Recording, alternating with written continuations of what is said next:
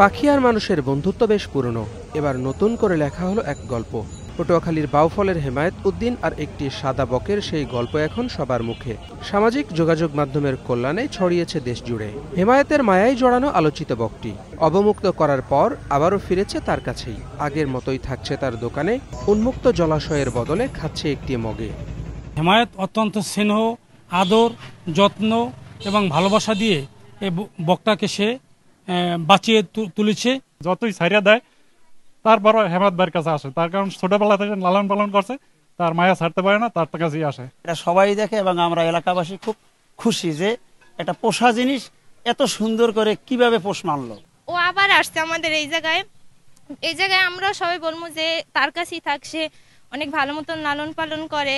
4 মাস আগে ঝড়ে পড়ে যাওয়া বকের ছানাটিকে আক্রমণ করে গুইসাপ। আহত অবস্থায় উদ্ধার করেন হেমায়েত, ব্যবস্থা করেন চিকিৎসার। এরপর থেকে বকটি আছে হেমায়েতের দোকানেই।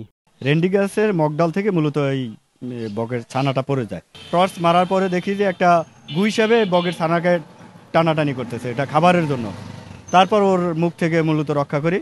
তো উদ্ধার করার পরে দেখি যে এটা মূলত পাকে ইনজুরি হয়েছে, রক্ত বাইরে হইতেছে। তারপরে ওখান থেকে এনে আমি একটা কার্টনের ভিতরে, বিস্কুটের কার্টনের ভিতরে রেখে আমি বাসায় চলে যাই রাতে। পরের দিন সকালে আসি, এসে দেখি যে না ওটা ভালো আছে।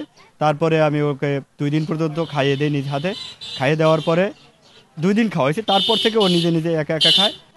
মানুষ আর বকের এমন বন্ধুত্বের খবর ছড়িয়ে পড়লে 27 অক্টোবর সেটিকে একটি গাছে অবমুক্ত করে বন বিভাগ। কিন্তু 2 দিন পরই বকটি ফিরেছে হেমায়েতের কাছে।